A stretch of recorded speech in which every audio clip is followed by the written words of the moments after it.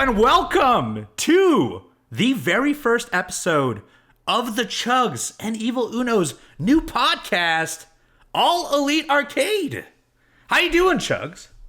I'm doing great. I could not be more excited at the idea of me and you getting to talk to the rest of the world about something we're both very passionate about, that being the world of video games. So yep. I'm stoked. This is episode number 1, baby. Episode number 1. We only ever get one first. And we've actually been talking about this for the entirety of the duration you've worked for AEW. I think in the first few months you started, we were already talking about we should do more content together. We should do a podcast. We should talk about video games. And it's happening.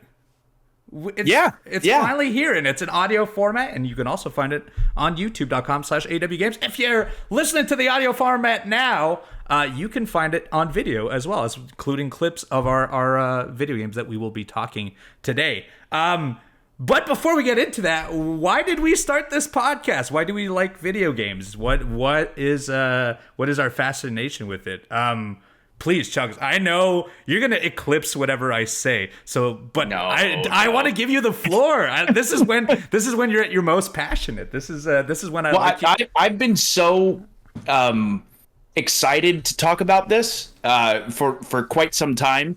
So I apologize ahead of time because it kind of is a long story, but it does encapsulate how important video games are to me as a whole, as far as my personal experience.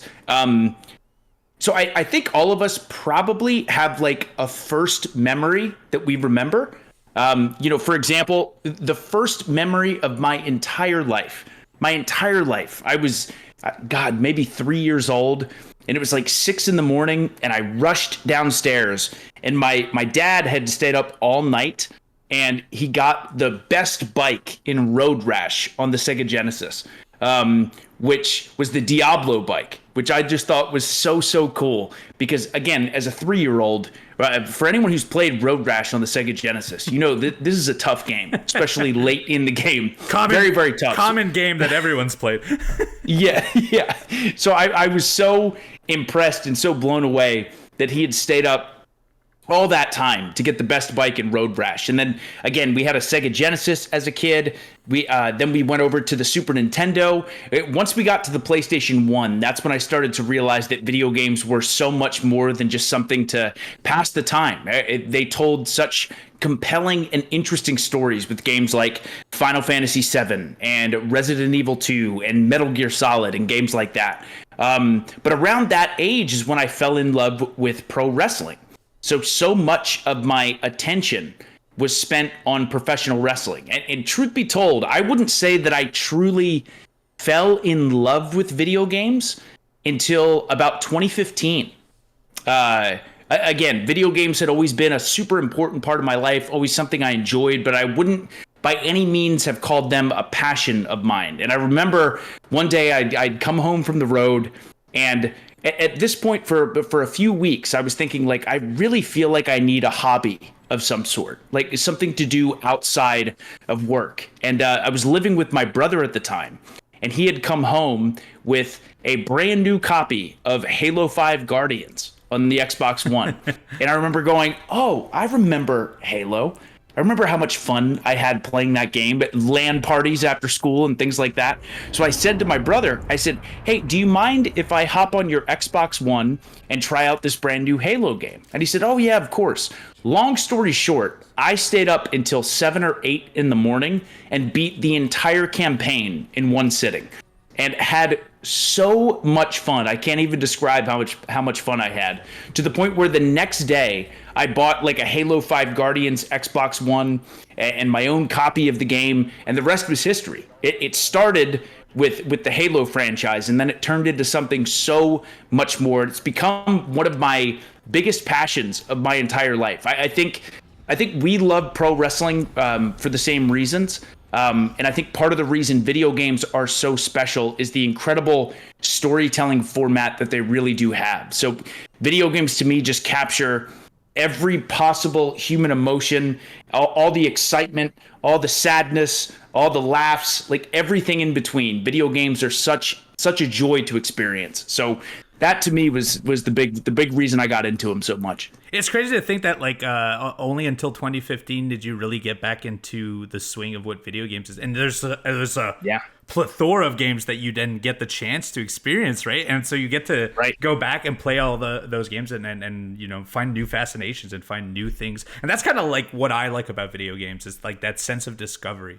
I remember when I was a kid, was some of my first, it's similar in ways, because some of my first memories ever are of the Nintendo, and getting it on my 5th birthday, and you know, having friends come over and sharing something that I thought was unique to me. Obviously it was not, but like something that I thought like I discovered something. And then I would constantly save up money as a child to get a new NES game that I knew nothing about, because I wanted to discover something new. And that's kind of been my whole journey in video gaming. Much like people may not know this, but video gaming was my first passion before even wrestling. And I started wrestling very, very young, but I've loved video games my entire life. And my first point where I felt the shift from something I appreciated to something I loved and wanted to analyze and wanted to learn more about it was not Superman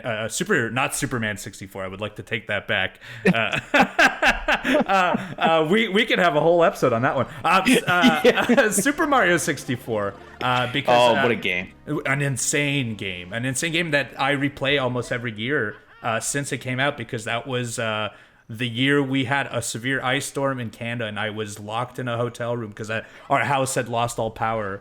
But when I got locked in that hotel room, my father had just bought an N64 for me to try and keep me occupied, to keep me from realizing how bad things were outside. And so for 4 or 5 days, all I did was play Super Mario 64, and it kind of shifted what I looked at video games at. I looked at it as less of something I liked and more like an art form. And I realized that people worked on them, and like, it's not just the visual aspects. There's movement stuff, and there's reactions time stuff, and there's musical scores that like you can't find anywhere else. And since then, I've been on a journey to just find different experiences in video games, jumping into the independents, jumping into horror games, FPSs.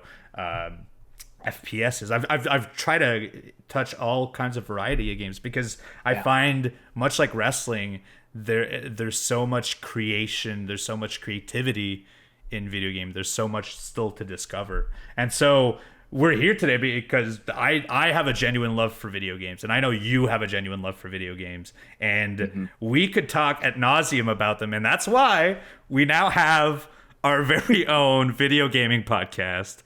And there we are. That is the origin story of All Elite Arcade. But this is our first episode. Not all episodes will we talk about, you know, where the love started, but I do want to talk about the games we do play, because I think everyone needs to know what we're actively into nowadays. And we will eventually also, after this, get into some news. Do you want to start off? What have you been playing? Sure. So I do stream on Twitch, and I currently have a 5-game cycle that I'm going through, but I do really like to make sure I have a game that I do play off stream, kind of on my own, just relaxing, doing my own thing. Don't get me wrong. I think everyone in the Chugs Army knows how much I love to stream and to experience these amazing journeys with everybody else. But I do make sure I always have one game that I play, whether I'm traveling on the road or just have a half hour to myself before I go to bed. I am playing a game right now called The Last Faith, which is an indie Metroidvania game. Okay. And I'm playing that on my Steam Deck. It is incredible. I've never heard of it. What is it? So the Last Faith, it's a 2D Metroidvania game that literally has so many so many signs of like a Bloodborne or a Dark Souls. Like, it has that story, that eerie feeling to it, whether it's the music or the combat or the way that they tell their stories, by being kind of vague and you have to figure it out through item descriptions and things like that. The Last Faith is a beautiful Metroidvania game. Easily top 5 Metroidvanias I've ever played. And I'm pretty close to the end. Whoa, wow. You're ranking that very high, because I know you've got an extensive list. You've got an extensive list of Metroidvanias you love. Right. Because Metroidvanias are easily one of my favorite genres in the entire world. So this one is a special game for sure. But as far as what I'm playing on stream, which I could go extensively into detail about all these games, but for now I'll just pass over them. If we want to talk about them, we can. But I'm going through The Witcher 3 Wild Hunt, which to me is objectively, in my opinion, one of, if not the greatest video games ever made. I think The Witcher 3 Wild Hunt. Can I make an admission to you? I've only ever tried to play the game twice, and I've dropped out under an hour on both times. But I will say I played it very, very late. So I tried it last year, and I tried it maybe 2 years before that. And I think a lot of what people love of that game is probably in the later parts of it, but the first little hours felt like what I don't like about expansive, like, role-playing universes.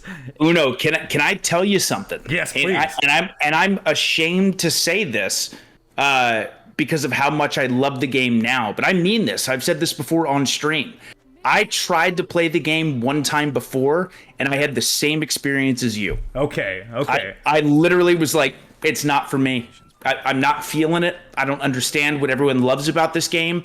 But so much of that game is mood, I think. Like, I was in the mood for this, like, expansive, open world, creative, interesting character, again, open world game. So the second time I tried it, and I got past the opening portion of, like, the first hour or two, there was some point in my brain where the game just completely clicked for me. But it took me a second try. And now I look at it as one of my favorite games of all time. So for me, I love it so much that it's so wild to imagine, like, not being obsessed with it from the gate.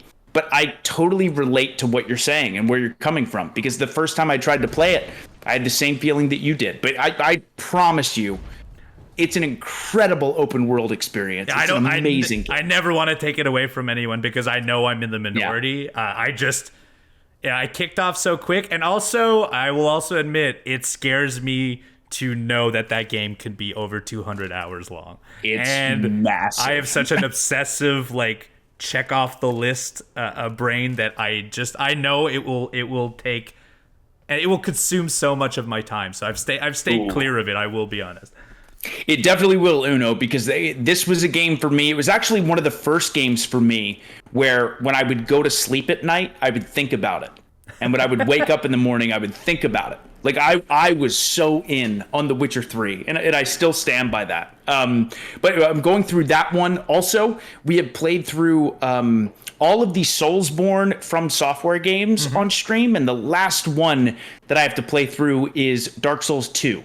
So I'm playing through Dark Souls 2, Scholar of the First Sin, which, again, is it my favorite Soulsborne game? Probably not. But there is a certain charm to Dark Souls 2 that I really appreciate. I stand by this. For anyone who's listening right now who's played Soulsborne games, Majula, the best hub area in all of the Souls games. I don't care what anybody says. I know people who are listening to this right now. They'll agree. They'll agree. But also, I'm going to start this week as well, which I'm really excited about. I'm going to start Prince of Persia: The Lost Crown, the newest Metroidvania Prince of Persia game, which looks incredible. It's gotten amazing reviews. Every single friend I've talked to who has played it says it's great. And then as well, I love horror games, and I went through and played all of the Resident Evil series, at least the mainline canon games. And this week I'm going to start with Silent Hill 1 on the PlayStation 1 this week. Which, have you played through it before? Have you played the Silent Hill series? I've played the Silent Hill games before, but I've never beaten a Silent Hill game. Okay. I've only ever played Silent Hill 2. I've never touched any of them. But I think I will probably revisit all of them, considering that there's that new Silent Hill 2 remake that's going to be coming out soon. Yes. And I'm sure that's partially why you're doing it as well. Yeah. You know, aside from all the love and attention that Silent Hill 2 has gotten, and then also, again, I played through a Pizza Hut Silent Hill demo I think 1,000 times when I was a kid. Like, it just was such a wild experience for me. So that was always something I wanted to play through. But I miss those days. A lot of good games. Me too. Pizza Hut demos, dude. Oh, just demos in general. Getting a magazine and finding 4 new games. Oh. Yes, it was the best. Those were the days. But what are you playing right now? Well, I know. So we have one meaty boy that I think will save both of us. I know that you're not discussing because you know we're going to want to get into it. But I haven't played nearly as many games as you, but I probably have played as much in amount because I've been playing Balatro, which is if you don't know what Balatro is, it is available on I think all consoles now. It may not be on Xbox, but I'm currently playing on my Steam Deck and on Steam, and honestly, it's on all of my devices that I can jump onto. It is a roguelike deck building game, but the base card game is poker. It is straight up 5-card poker, except it's a game that you are actively cheating at poker. So either you are changing how many cards are in your hand, or you're changing the value of your cards, or you have cards that will, like, if you think of like Slay the Spire, they'll have relics that would change your run or change the value of certain your cards. You have jokers that will change the values of cards or affect them in ways like, for example, if you play a spade would get you a multiplier of 4, and so on and so forth. It is right now. I like making bold claims early. It is right now my game of the year, which is crazy because I feel in these first 4 months I've played at least 4 game of the year contenders already. But I have never obsessed on a card, and I obsessed on a lot of card games, not nearly as much as this one. I think the point of entry is so simple and so simple, but also incredibly difficult to master because you have to essentially set up your systems so that you can maximize the value of how you're cheating, all with just the basic 5-card poker hands. And I've played, it's been out for maybe a month, and I've played close to 100, if not more, hours of Balatro alone. It's been my travel game. It's been the game I could fit into 30-minute chunks. Great replayability, and also very challenging the further you go into, because there's a lot of modifiers that you can throw onto that. So if you're into deck building games, I highly suggest Balatro, which I've spent a lot of time on. So I actually have that game downloaded on my Switch, but I have not played it yet. But I will say this. Uno, you were the one who recommended Vampire Survivors to me. I know. I know. When I tried it, it's video game crack. Video game crack. That's what it is. It really is. So I got to try that one next, man. And then before we get into our big meaty one, I've also this is something I've admitted in the public, but this is now going to be another time I get to admit this. I was always a naysayer of Fortnite. For the first 3, maybe 4 or 5 years of Fortnite's lifespan, I just thought it was something that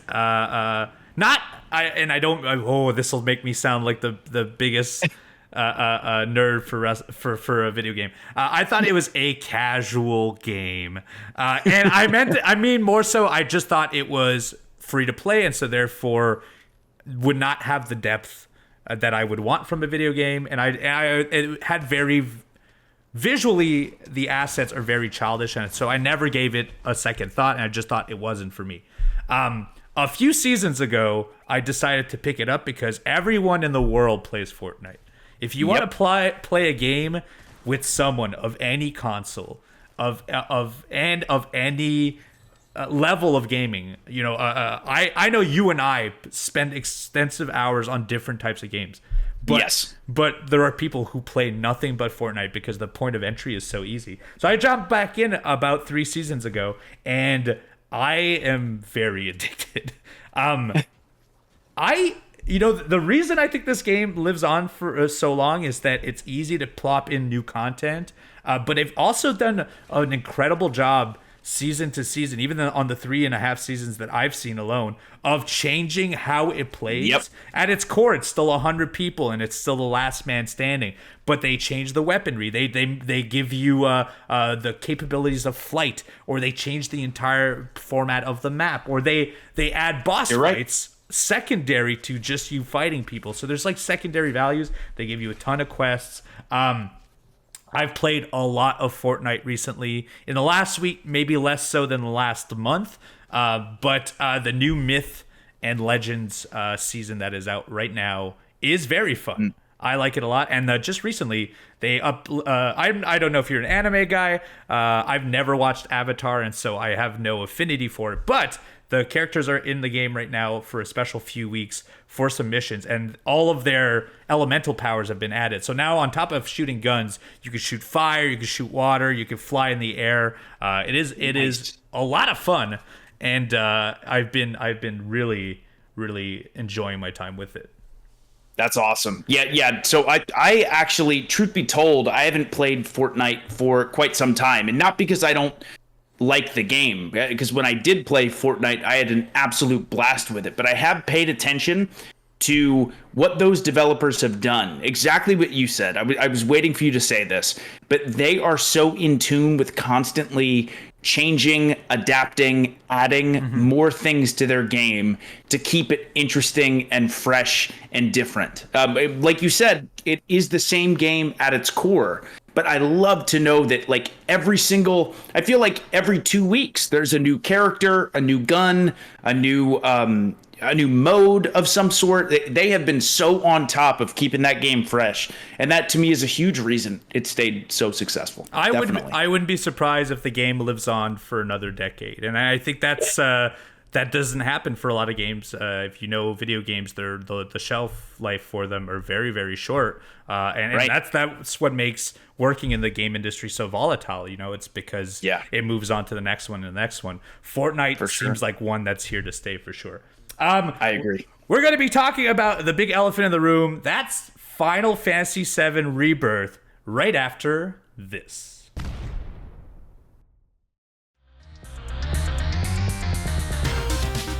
And we're back.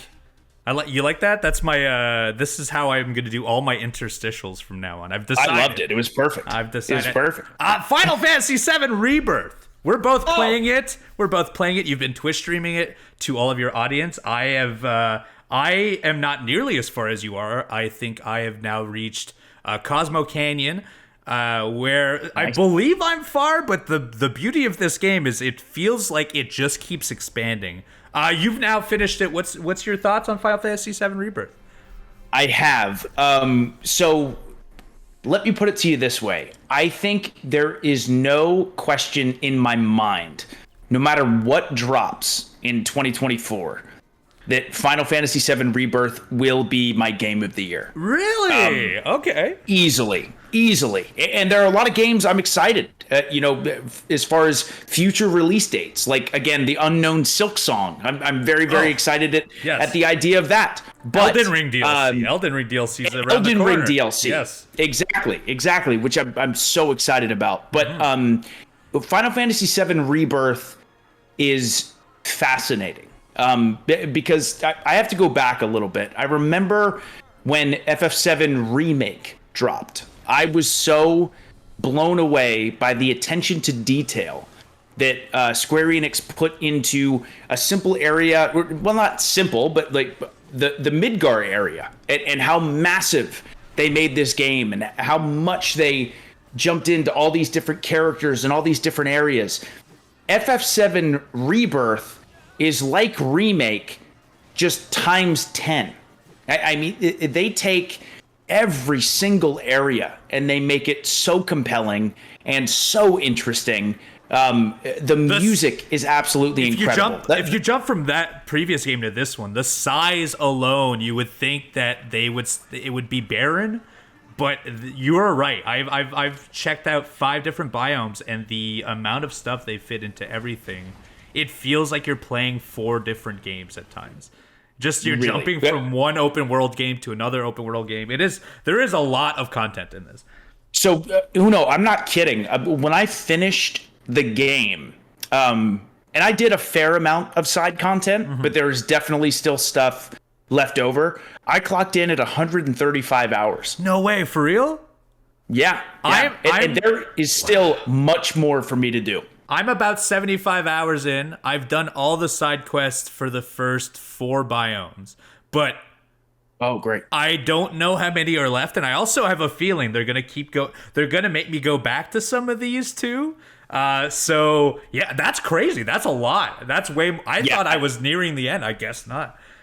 No, it's unbelievable. I also do play a little bit slower, I think, as well. Like, I am absolutely the type of person to just run around a town or an area for a little bit and just kind of look at everything.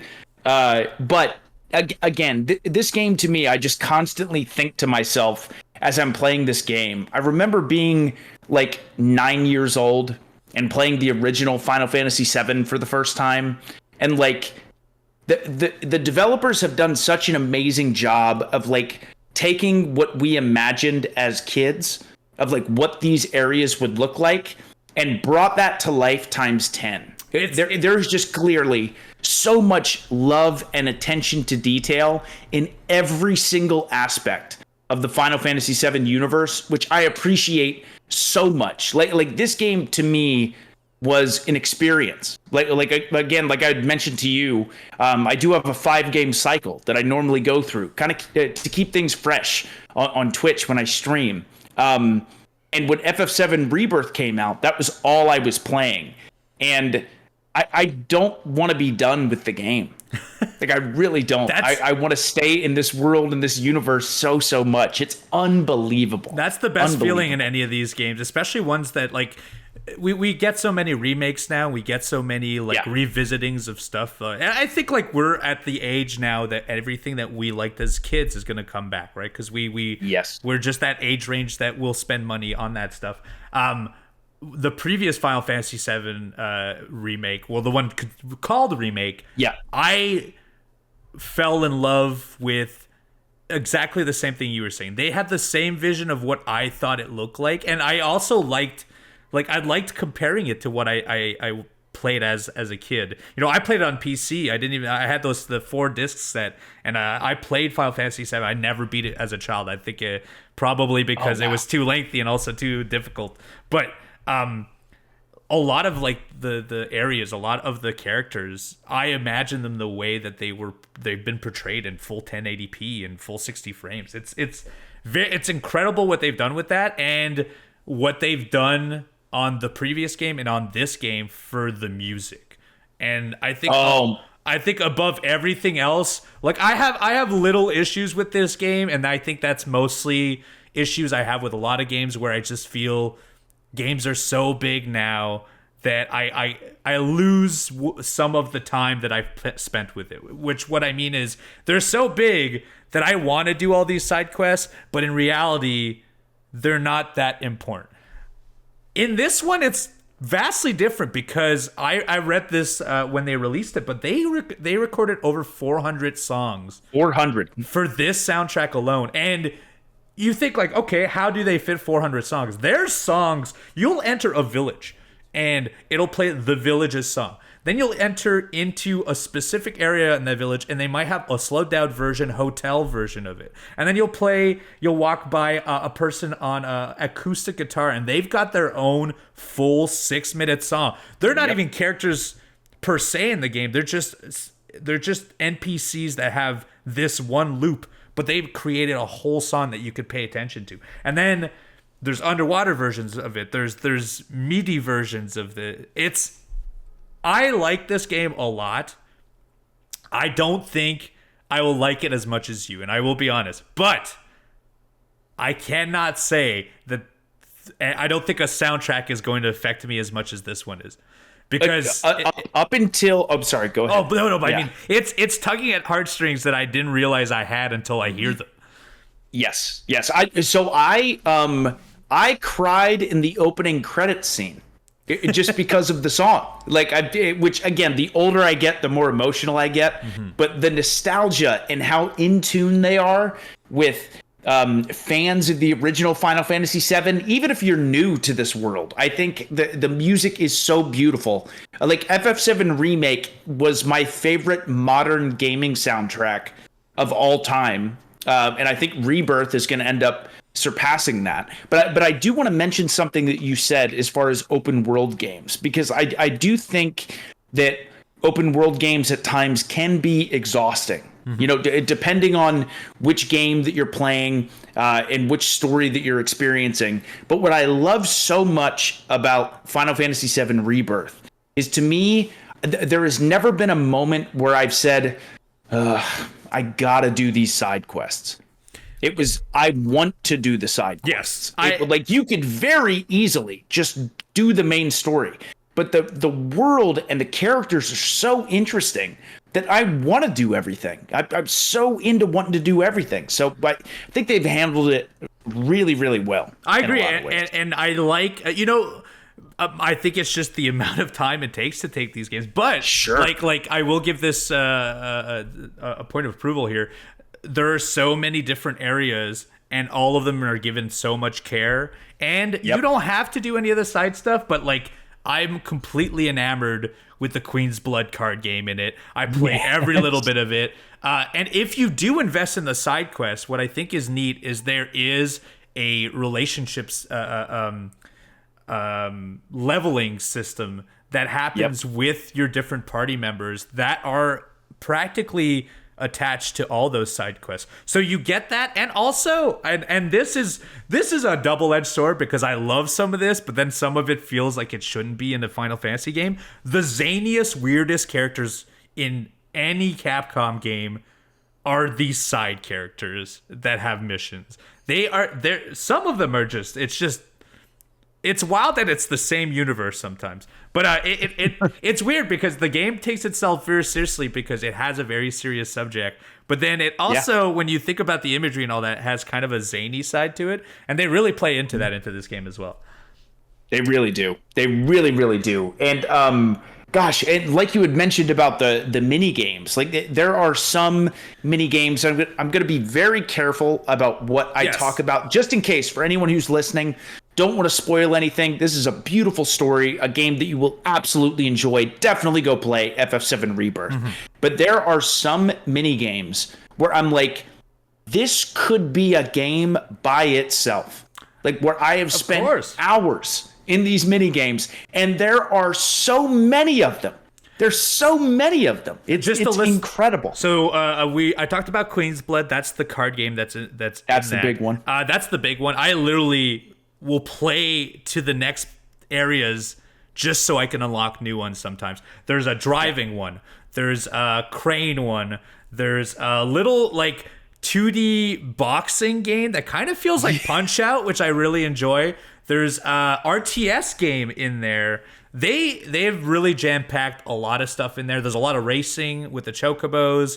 That's the big one for me. Yes, it's good. The chocobo racing, I'm not kidding. The chocobo racing, I went down such a deep rabbit hole with that I felt like it was Mario Kart. Like, I was so into the chocobo racing, and picking a different chocobo, and then you get different perks or different skills, and with the gear and things like, it's just, it's so awesome. Unbelievable. Yeah, there's an insane amount of content in this video game, and it's been really well received. We will never ever discuss spoilers on this game, and we will never ever ruin story points for you, because the beauty of video games is when you find out what happens and you figure it out for yourself, and you experience it yourself. But I will say, I agree completely. What as a general thought, what do you think about how they've navigated the story in comparison to what the original is? Do you like some of the changes? Do you? I mean, there's some big changes that I think are neat in a grander scale, because I think they're going to have another of these games. I believe that's how they announced it. But they did. They announced that this is going to be a 3-part series. So we are for sure getting a third game. But I think what I appreciate so much about the way the devs have handled this game and this project, the FF7 remake project, is again, when I first played Final Fantasy VII as a kid, I remember going, oh, video games are something more than just something to pass the time. These are stories and these are characters that I am emotionally invested in and think about when I put the controller down. FF7 Remake, FF7 Rebirth, and whatever the third game will be, but this entire project has made me feel the exact same way I felt as when I was a kid.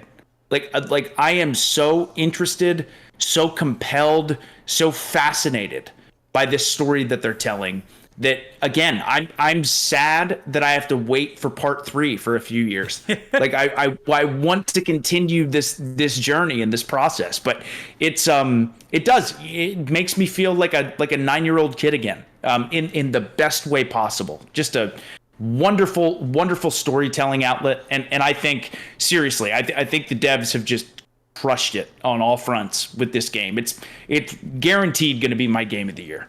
Guaranteed. So I may not think right now Balatro is mine, but I will say this will fair enough. I would be very surprised if this doesn't make my top 5 for sure, because I'm not I haven't completed it yet, but I am really enjoying myself, and I will definitely be revisiting the soundtrack as well. One final tidbit on Final Fantasy VII Rebirth. Do you think they will drop an interstitial story like they did with Intergrade between this one and the next one? So it's interesting that you bring that up, because I was thinking that immediately as well. And I've heard, as far as rumors online, like a mixed and matched response. You know, in some cases, some people say that they said, no, there will not be any DLC whatsoever. And then other times I've heard, oh, we're open to the idea of a DLC. I think they will. I think they will end up dropping some sort of DLC in between whatever the third game is called and whatever the third game is. Because again, I really thought Intermission or Intergrade was an excellent storytelling outlet that they did with that game and that universe. So I do think it's highly plausible, and maybe that's me just hoping. Maybe that's me just hoping, but I do believe they'll have some sort of DLC for this game. At least I hope so. I hope so. I think it'll make the 7-year wait at least a little easier, because it did for me in between those last two. Right. All right. Well, I mean, we talked ad nauseum about Final Fantasy VII, and I do have one little more tidbit about Final Fantasy VII, but we will be now talking about the news in video gaming. Obviously this is our first podcast. We've never discussed the news beforehand, but it was kind of I'm a little, you know, I'm on the sites every week. I'm looking at the video gaming news. I try to get as much information as I can. It was actually quite a few weeks of slow gaming news, but this week we've actually been rocked with a couple things. I will talk about a Final Fantasy one first, and then we'll get into some meaty stuff. Talk about the Final Fantasy VII Rebirth soundtrack. They've just released a 175 track soundtrack now, so it is out in the public.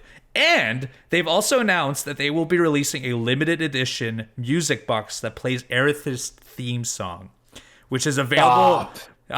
Which is available for pre-order for £850. Wow. Yeah. Oh my God. But they've released 175 song soundtrack yes. and the Aerith music box. So the box is not available yet, but they will be. It has been announced, and it's available for pre-order for £850, which is a lot of money, but also at the same time, do I want? So tempting. I know. So tempting. That's amazing. Yeah, and I'm excited to go back and listen to that podcast. We are in a podcast now. Those 175 tracks right now. Okay. Yeah. There's some news this week, and there's one that I want to talk about because I know we'll get into this. First, we're going to talk about one that's going to lead into this. But this week, the III Initiative showcase, which was a showcase for, I guess, essentially larger indie brands and publishers and developers to band together and showcase their games. And they did that this week, and there's a lot of cool games that have been announced at the AAA initiative, including Dead Cells developer Evil Empire worked on this, and so there's a lot of Dead Cells stuff that has been involved in some games, including Vampire Survivors getting Contra stuff, new weapons, big one. mechs. Dead Cells characters from previously. That'll be available May 9th. There's an update on that. Mega Crit Studios announced Slay the Spire 2, which if I mentioned it slightly in my little Balatro talk earlier, but it is set to start early access in 2025. Very excited for that myself. Dead Cells developer Evil Empire also announced that they're working on a Prince of Persia game, which is... Ooh. Yes, I didn't know if you knew about this. You've played Dead Cells, correct? I have, but truth be told, Uno, I have very little experience with Dead Cells. Ooh, I've absolutely played it. I put a couple of hours in, but again, I've been told up and down. I'm sure people who are listening to this podcast will say, Chugs, what are you doing? How have you not played Dead Cells yet? But again, I put a little bit of time in on my Nintendo Switch, and I totally get why people love it. But I do have minimal experience with it, but I know it's awesome. So it's an incredible, a 2D side-scrolling platforming roguelike game. Like a roguelike, yeah. Yes, of course. But the combat is incredible. There's all kinds of varieties on weapon, and the platforming itself is very neat. So it is very exciting that since Prince of Persia is just coming back to its Metroidvania 2D platforming roots, we will get Evil Empire to work on a new Prince of Persia game, which will be in early access on May 14th. So super soon. Wow. Yeah, super soon. So I'm very excited for that. Other stuff as well. Pal World just announced they have an arena mode. So, Pokemon Stadium. They've now done the stadium route, which includes PvP multiplayer mode that will launch in summer of this year.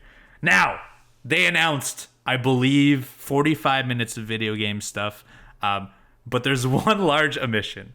And this is the piece that I want to talk about. If you know myself and you know the Chugs, you might know we have an affinity for a game called Hollow Knight. And just recently, in the last week and a half, Silksong, the sequel to Hollow Knight, the long-awaited, which, by the way, we've been waiting a long time. Long-awaited. We've been waiting a very long time. A leak came out that a Xbox page was created for the game, which typically means a 3 to 6 month window for release, and the game was rated in Korea, which also would mean a release soon. This was all leaked before the AAA initiative, so a lot of people thought Silksong would be announced, and I know both of us have talked about this. Both of us also thought it was going to be shadow dropped during this. Unfortunately, that's not the case. Red Cherry, where is Silksong? What do you think they're gonna do? From here on, when do you think Silksong gets announced? What do you think is their course of action? In my opinion, which again, I think I speak for the both of us when we say we cannot wait for Silksong to come out. Hollow Knight, by a mile, is my favorite Metroidvania game of all time. I love Hollow Knight so much, and I know that Silksong is going to be great. I also can't imagine the amount of pressure that Team Cherry feels right now with wanting the game to be great and wanting it to be good. So, of course, I've said this before, I'll say it again. I think, obviously, they should take all the time they need. We'll be waiting. We'll be here ready to go. But I think based off this news that we just heard, I could, honest to God, see it being dropped, or at least a release date being announced, maybe at Summer Games Fest this year. I think the game is big enough with enough hype behind it that for them to announce it at Summer Games Fest, I think people would be beyond stoked. I think thousands upon thousands of people cannot wait for this game. But again, we don't know. Could they shadow drop it? Absolutely possible. Could they announce when the game's going to be released at Summer Games Fest? Absolutely possible. I'm not totally sure how they're going to do it, but all I know is whenever that game is announced, I'm going to be playing it on day one. Both of us are going to be playing it on day one. I'm replaying a little bit of the first one, and it just happened to coincide when this is happening, and I can't wait. a lot of games have tried to feel like that game, and I just don't think any game has done it since. And so I'm very excited for this. And if I'm going to make a bold prediction, I honestly think just because they announced their game during an Xbox showcase, I bet you the next time we have an Xbox showcase, they never announce them in advance, they'll shadow drop the game. That would be unbelievable. That is my bold to explain prediction. how hyped I would be. I would awesome. be. I mean, it would get all of us to jump to the internet and talk about it. Anyway, immediately. Silksong, we want you, and it will happen soon. Some more gaming news. Dead Space is officially being put on hold by Electronic Arts. What that means is they are putting the Dead Space series on ice for the second time. It just got remade recently. Originally, it had Great remake. Great remake. Yes, incredible. Actually, I really loved the Dead Space remake. And I actually really loved the Dead Space series. You mentioned earlier about how you would dream about video games, and that's how you knew you really liked it. Dead Space, I would dream about the navigation system. I would have blatant dreams about the GPS line system that would get you through things. And it started... now, I also had nightmares about the necromorphs, or whatever they're called. But I remember vividly just going to bed and seeing the navigation system in all of my dreams for a good amount of time. But it would seem that the hopes at EA have been derailed because of the sales of the remake, which did not meet the company's expectation. And so it would seem that it is on hold. There was rumor that they were already working a little bit on a shell of a Dead Space 2 remake, but now it would seem it's been put on hold. And that is from Jason Schreier at Bloomberg. Unfortunate news, honestly. Yeah, that is, especially because I really do stand by this. I didn't end up finishing the Dead Space remake, but I played quite a bit of it. It is an excellent remake of the first game. I think Dead Space had a situation where they captured a certain amount of horror so well. It felt fresh. It felt original. I think both the original Dead Space and the remake of Dead Space was so excellent. So hopefully, if it is being put on hold, hopefully not for too long. Because I'm with you, Uno. I love the Dead Space series. So good. I was really happy with because this came out and Calypso Protocol also came out around the same time, and I thought okay, Callisto cool. Protocol, We're going to like revisit that type of horror game, and unfortunately, maybe we still will, but Dead Space for the time being will not be that next one.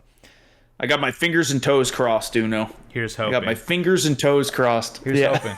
Some other quick news. This one's less of an exciting one, but it would seem, God of War 1, God of War Ragnarok came out. Incredible games, full-blown 10 out of 10s, masterpieces. Easily. It was always insinuated there would be a third one, but it would seem it's almost official now. There wasn't an official announcement, but a leak has gone out that Santa Monica on LinkedIn are looking for specific roles for God of War 3. So it would seem that by this leak alone, it would seem they are actively working on the next one, which I'm very excited for.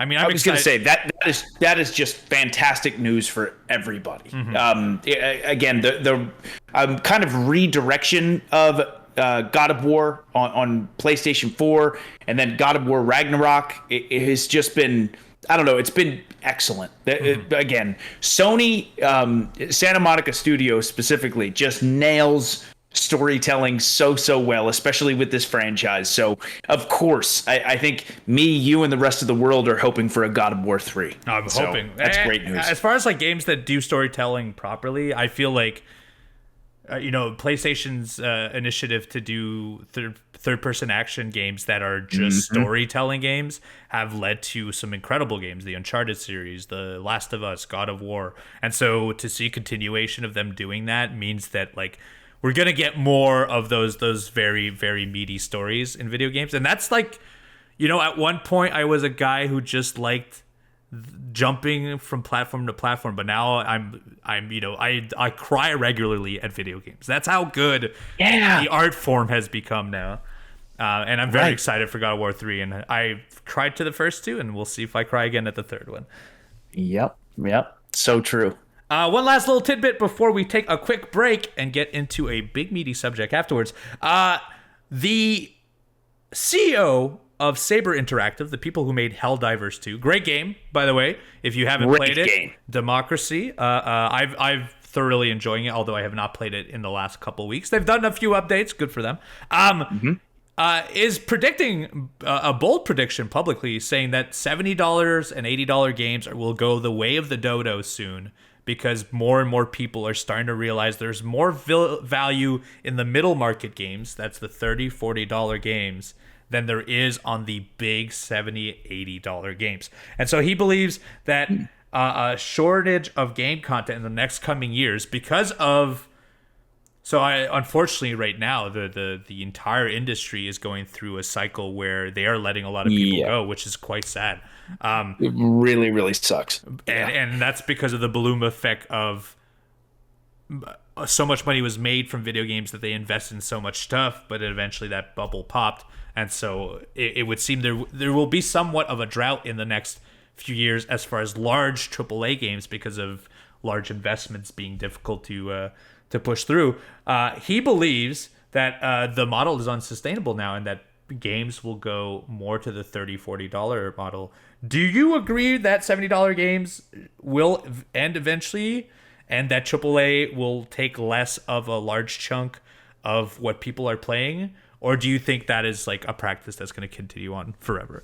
You know, truth be told, I don't think there will ever be a point where a $70 game is not possible. But going off of what he had mentioned, I do think based on the success of an amazing game like Helldivers 2, I think we'll see more and more people doing the $30 to $40 game for sure. But will those AAA $60 to $70 games always exist? Your Grand Theft Autos, your God of Wars, your Elden Rings and things like that? I do think absolutely, especially with how expensive these games are to make. Again, I don't work in the games industry, so I'm not totally sure, but I do think the $60, $70 game will exist for quite some time. But going off of what he said, I do think you're going to see more and more developers, publishers, and things like that making these more affordable games for the mass to be able to play them. I think. I also think so too. I think in the last 10 years, there's been like a huge shift. Like I remember playing independent games, in 2010, there was barely any big independent games that people knew about. And then nowadays, a lot of times your top 10s of the years are half independent games, and now you have a middle ground of what is an independent team and what is a triple I team, which is a larger independent team. So I feel like we are slowly going to that shift where the scope is not that a game has to be $80, $90. Now you can get a value anywhere in that spectrum. So and then also the discussion of so many huge successful games that are free to play, but with the microtransactions and things like that. So it's like this massive combination of all of these things. It will be really interesting to kind of see how everything unfolds over the years. I also think with like the new streaming platform sources such as like Game Pass and Premium PS Plus. And who knows what else will be in the pipeline in the future. I think we're going to see smaller games get more attention over time because it's a smaller investment and it also seems more affordable to the general populace. We're going to be talking about one more news piece right after this.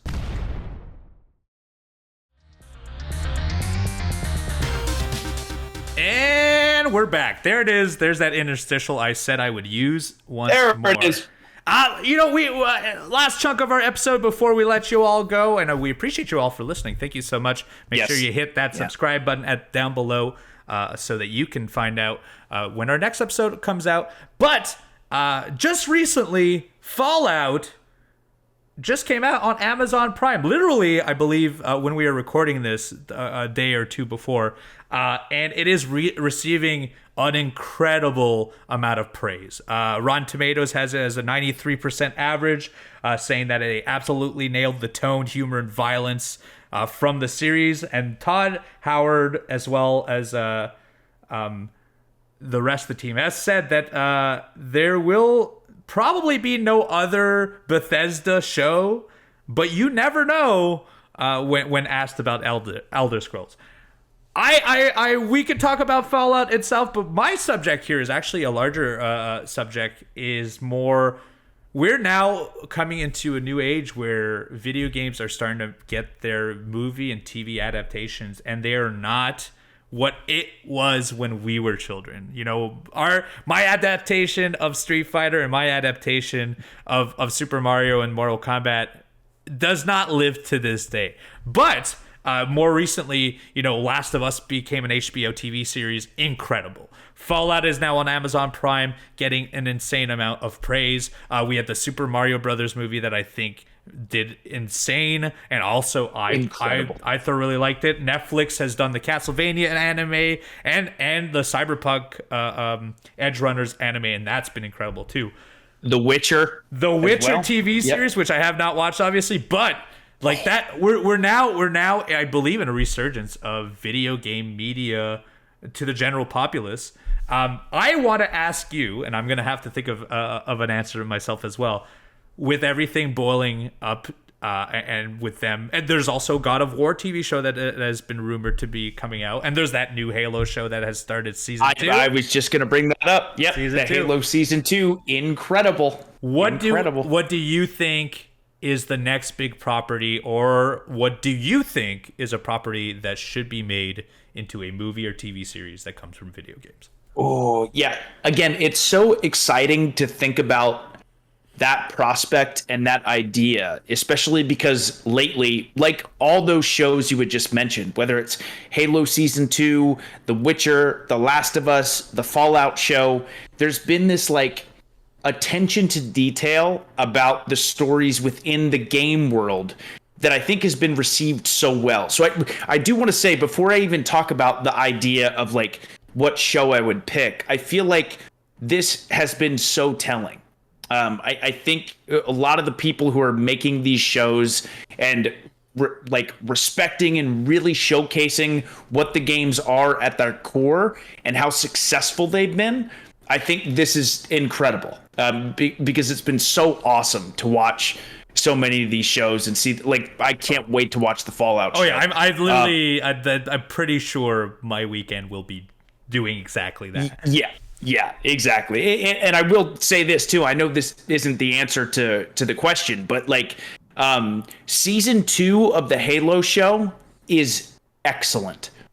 It is excellent. It so captures what the Halo universe is all about. It tells its story in its own way, but like it feels more like the games in a lot of ways, which I really appreciated. But as far as a show, I've said this before, whether it's a movie or a TV show, I think I'd prefer it as a TV show. But the Metal Gear Solid series as a television show. Oh, come on. It is tailor-made to be television. I mean, it's meant for it. Kojima's influence was television and like spy movies and TV series. So like, and it's so character-driven too, with so much action. I feel like that's a universe that's so easy to explore in TV series, for sure. Right. Yeah, I think that would just be so incredible, especially because, like you said, you can tell, even with Metal Gear Solid 1 on the PlayStation 1, it very much was shot and produced like a movie or like a TV show. So it would just fit the bill so well, and I'm sure that would be incredible. Again, Metal Gear Solid is one of my favorite games of all time, so I think that would be so cool. But do you have one, Uno, in your mind that you're thinking would be really cool? It's weird because every time I think about it, I think more of a developer than I think of a series, and I'll extrapolate a little bit on that. But I think that if you know Remedy games, they made Control, they made Alan Wake, they made Alan Wake 2, and they made Quantum Break, and I mentioned that one specifically. They essentially make movies now. They make movies within their visual media inside of the video games. Alan Wake 2, alone felt like I watched an insane TV series. It has so much great video production. They have such a touch for humor and for horror, and they've really built a universe that I think would be an incredible thing to explore on television. But beyond that, I think as far as a developer, they've attempted to do this before. Quantum Break, which came out on Xbox, which I believe was an Xbox series launch title. Not series. No, sorry. It was what was between 360 and series? Oh, Xbox One. One. I believe it was a launch series. Was a video game that had interstitials from chapters to chapters where they were little television shows. And originally they wanted to coincide the drop of the video game with a drop of the TV show, which Halo was also supposed to do at the time, and that switched out because of Microsoft and how they invested their money and so on and so forth. I don't know the inner workings, and so I don't want to add too much to it. But they've been working essentially in that visual medium, in the movie medium for so long, with Quantum Break, with Alan Wake. Control has little bits of it too, that I would be so interested in seeing what they make of their general Control Alan Wake universe and what that would look like if it was a TV series, because I think it has intrigue. It has, I mean, their direction on photography alone is wild. If you played Alan Wake 2, they've got they know how to do horror, and they know how to do comedy, they know how to do weird zany characters, and they also know how to play with the medium itself. Playing Alan Wake 2, it at times takes the power away from you, because you're playing a video game. You start realizing that like it subverts a lot of the expectations that you would have of a video game. And right, I would love to see an Alan Wake 2 or a Control TV series myself. God, I would love that too. I'm right there with you. And that's what's so. Again, that's what's so impressive about the video game storytelling format, is at this point, there are times when I'll play a game, like in Alan Wake 2, for example, where I go, if they made this a television show, just shoot it the same way. Oh yeah, don't switch anything. It's so perfect. Yeah, right. And, and they've been, for every good a TV series and movie that's been out there have been some lackluster ones. In the more recent times, I think the Uncharted movie was not horrible but passable, and they also had that Gran Turismo movie that I honestly never watched, and also just don't. I haven't seen it. Just don't see the appeal of making a racing game into a movie, but that's me. We've already mentioned what we think would be the best one. They're surely going to drop the ball on one of our favorite franchises. What do you think they're going to make a movie or TV series out of, and will not know how to properly do it? Ooh, okay, so I hope so badly that I'm wrong about this. I really do, because the Mario movie was so excellent. Ooh, I know exactly where we're going. Yep. I don't know if you agree with me. I'm terrified about the Zelda movie. Yes. And I hope in my heart of hearts, in my soul, that this Zelda movie or Legend of Zelda movie, when it eventually comes out, or if it eventually comes out, I hope it's the best movie of all time or the best TV show of all time, because that world and that universe is so amazing. But truth be told, I'm scared, Uno. I'm scared, man. You know what? I am also very scared. Mostly because Zelda's weird. It's kind of like Final Fantasy, where you are a fan of one or two Zeldas, and I like the idea that a movie will have a different universe of Zelda, but I'm kind of scared what happens when you get someone's hands that aren't Nintendo on their projects. Now, I know Nintendo, though, doesn't hand their projects to just anyone. The Super Mario movie was incredible, and if you're thinking about Mario and Rabbids on the Switch and on the Wii U, you would never think that they would give their baby to Mario to another developer, but the Rabbids people made a game that they enjoyed, and it was incredible as well. And Cadence of Hyrule, for example, the people that made Crypt of the Necrodancer made their own rhythm Zelda game, and that's been incredible too. So I do believe Nintendo will do good by Zelda. Illuminate has already announced that there will be a Donkey Kong movie, a Zelda movie, and I thought, so you said Zelda, and I do agree, that's the one I'm the most scared of. But another one that they announced that they're making that I'm a little worried about how it's going to play is the Metroid movie. Because there's a it's not, obviously there's nothing that's been shown yet, but it is one of the titles they're planning on eventually making. And that's another one that I think could be very cool, and there's a lot that you could play with, but the story is a very hard one that you're going to try to have to sell to people. And so I'm very, very curious to see. I genuinely don't think either of those will be bad. I don't either. I think maybe some choices will be weird, but I feel like Mario, I had some of the choices when the trailer came out, I was like, why would you do this? And then when I watched it, I genuinely thought, I was like, okay, well, this is like a great 90-minute package. You could show this to anyone. This is great. I take away all of my previous doubts. You've done great. And I'm hoping that's the same with Donkey Kong, and I'm hoping that's the same with Zelda and Metroid. So I think that's the thing, too, is like, again, same thing. When the Mario movie dropped, like in my brain, I'm like, gosh, I hope this is good. I hope this goes well. I love the Mario universe. And then it was incredible. Like, again, not to be silly, but I got misty-eyed, like even watching that movie. I loved it so much. So then immediately, though, when I go from like playing Ocarina of Time or A Link to the Past, Breath of the Wild, Tears of the Kingdom, and I see these amazing long storytelling moments within this universe, I think like, gosh, I hope they can convey this to the screen. But like you said, they did so well with the Mario movie that I think they're going to do great with the Zelda movie and the Metroid movie, but still a little bit nervous because I love those universes so much. I say give Jordan Peele the Metroid universe. I'd love to see him do some sci-fi. Him doing sci-fi I think would be incredible. I just don't know if that could be a thing that is possible. But yes. Dude, that'd be awesome. Right? I feel like that's a pairing you don't expect, but I feel like he would do wonders for sure. Oh, yeah. That is it for today's podcast. What a breeze! What an easy day for us.